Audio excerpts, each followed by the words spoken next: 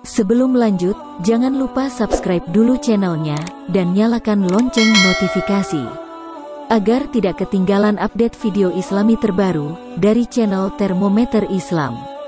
Terima kasih sudah berkunjung, semoga sehat selalu. Sedang mau diinfus. Ini kan hanya memperlambat kematian. Tetapi bagi seorang penginjil, seorang hamba Tuhan seperti saya, ya mati, sudah mati. Aku telah disalibkan dengan Kristus. Jadi tidak punya keinginan lain, tidak punya cita-cita, hobi yang macam-macam. Apalagi Saifuddin Ibrahim sedang memelihara burung begitu. Saya nggak bisa pelihara burung karena saya harus meninggalkan rumah itu, meninggalkan tempat. Nanti burung saya siapa yang memelihara? Terus, mikirnya macam-macam. Kalau saya pelihara burung di rumah, umpama saya punya hobi seperti itu. Saya tidak punya hobi-hobi yang bukan berarti Anda tidak boleh, silahkan saja gitu. Kalau Anda punya pembantu banyak, kemudian ada yang memelihara burung, ada yang memelihara bayi Anda, memelihara anak Anda, yang mengantar sekolah anak Anda, itu perlu banyak pembantu. Saya tidak. Saya tetap akan melakukan tugas saya sebagai panggilan Tuhan di dalam kehidupan saya adalah memberitakan kabar baik. Saya harus memberitakan kabar sukacita di dalam Tuhan Yesus Kristus, sehingga saudara-saudara, kalau saudara tahu secara pribadi kehidupan saya, wah, saudara akan menangis dan tertawa. Kasihan dengan pendeta Saifuddin Ibrahim. Ya sekarang sampai begini, sampai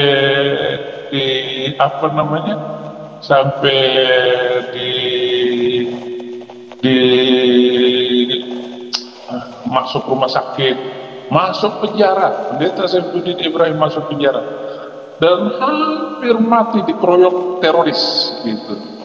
Teroris benci sekali dengan pendeta Saifuddin Ibrahim karena dia menghina agama, dia menghina Islam, dia menghina Nabi Muhammad katanya. Itu vonisnya, itu kata-kata yang mengerikan gitu. Tetapi sekali lagi saya tetap melihat kemuliaan Tuhan, kemurahan Tuhan. Ketika saya masuk penjara pertama, di sana ada Ali Imran gitu. Tetapi dia tidak berani keroyok saya dan tidak berani menyuruh anak buahnya untuk musuhin saya. Ya. Nah, saudara-saudara, masuk lagi di penjara kedua di Tangerang, di penjara kelas 2. Oke. Saya disuntik, saudara-saudara, sakitnya minta ampun.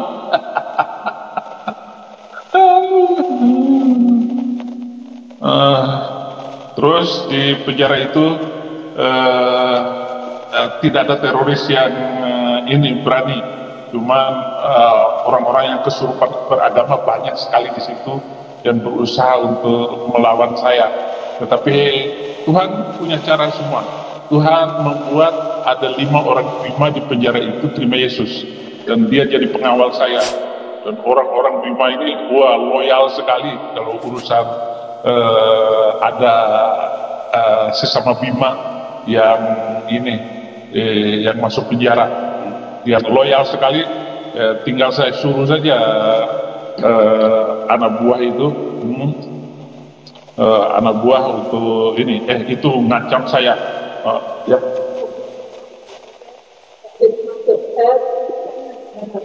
Oh gitu. Oh gitu. Jadi relax aja ya. Itu kan ada ya, kelihatan ya itu.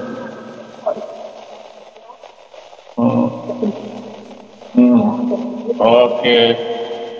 Udahlah, saya nggak tahu Bu, suster. Terserah suster. Jadi tangan saya ini bengkak, saudara, karena sudah 3 hari disuntik. Jadi sudah bengkak dan saya nggak bisa ngepalin ini, gitu.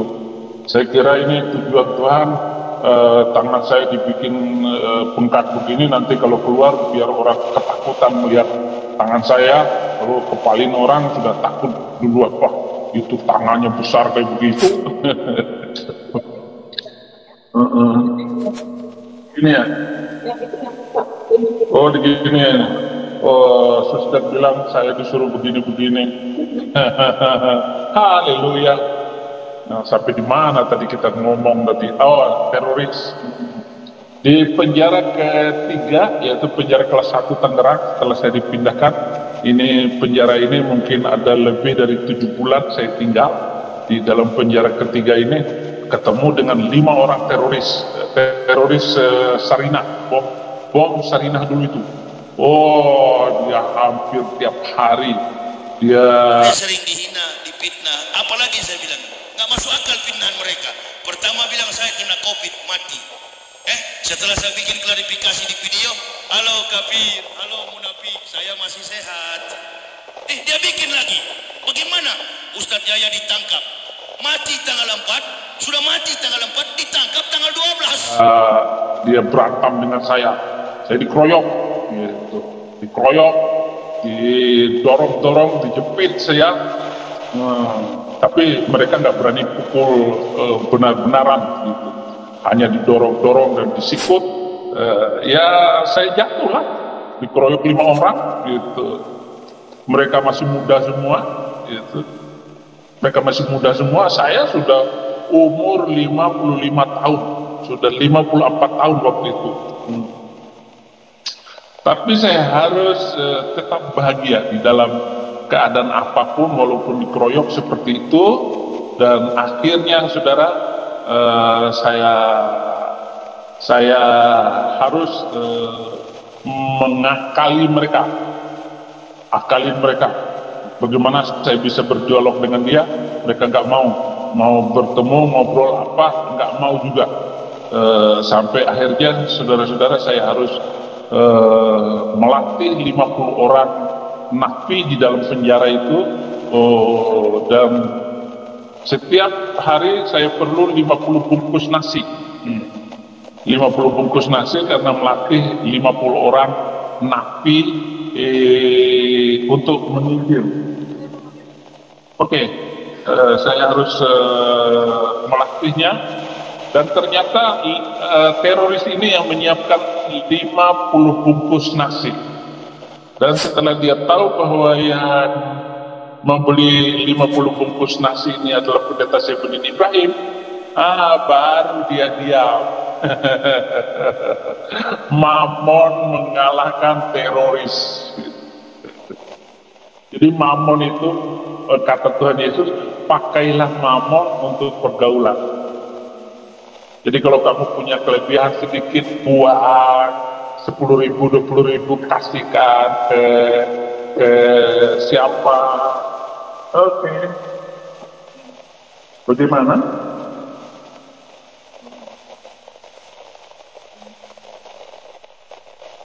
Ya, mamon pakai untuk pergaulan. Jangan pelit, jangan pakailah uang untuk mempengaruhi orang, gitu. Bukan apa-apa, gitu. Tapi itu cara untuk mempengaruhi dan menggoda iblis supaya iblis itu tunduk juga.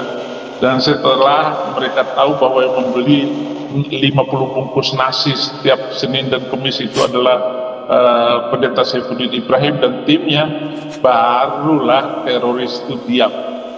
Dan dia tidak berani lagi mengganggu saya sampai saya keluar. Nah, oke. Baik sekali suster ini, mau suntik aja minta izin. Aduh. Oke. Hmm.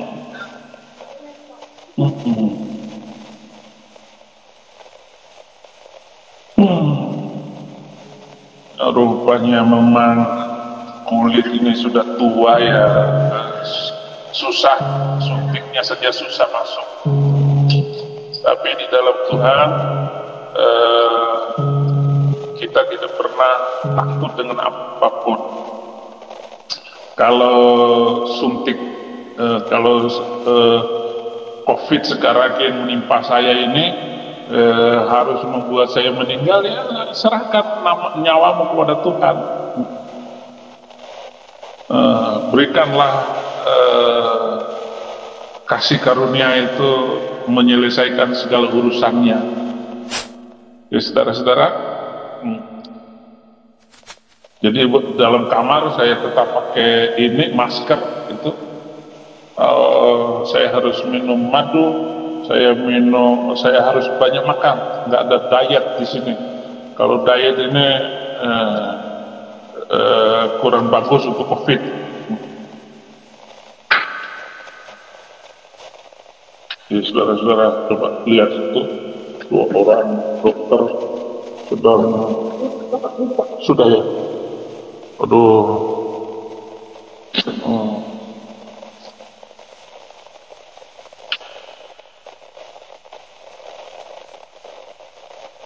Saya kelas 1 SMP masuk rumah sakit dan hampir meninggal waktu itu. Saya hampir meninggal kena kolera gitu. Sekarang corona. Ya, jangan sampai dulu kolera lolos, ya lagi corona.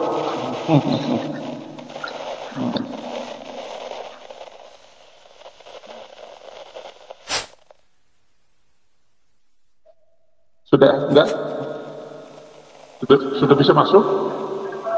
Oke. Iya. Biar kalian bisa nonton bagaimana COVID yang luar biasa ini di seluruh dunia, bukan Indonesia saja.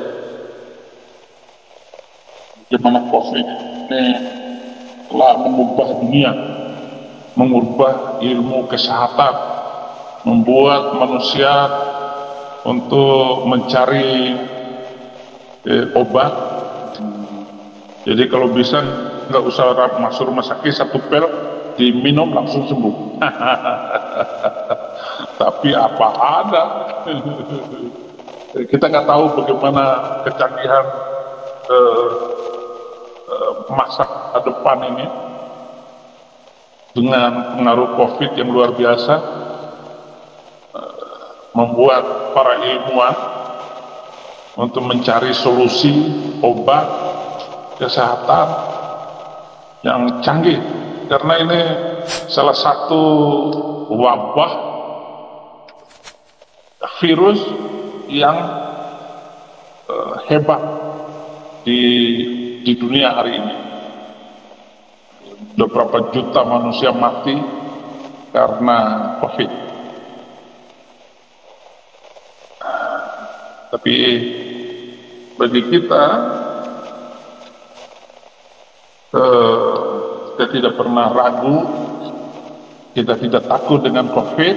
Yang kita takut anak cucu kita mati dalam kegelapan yang tidak mengenal firman Tuhan, tidak mengenal kehidupan, bahwa hidup itu adalah hidup yang kedua setelah kita terima Yesus dan masuk surga bersama Yesus Kristus.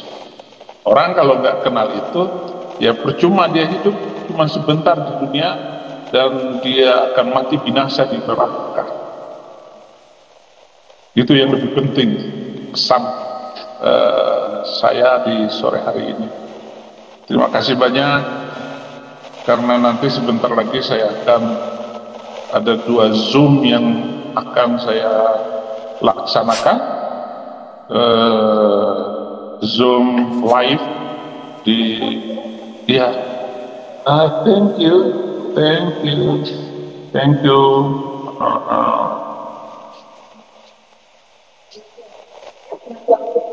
Oh gitu. Ya.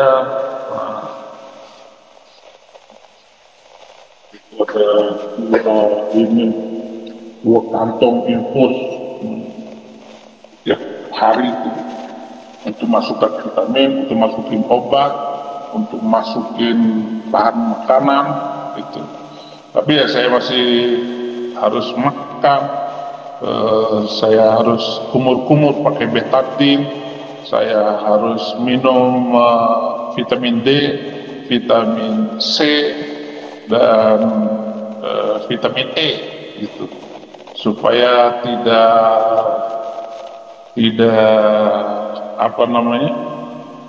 tetap terpelihara kesegaran, dan saya juga tetap pakailah untuk membuat kulit saya jangan sampai kering.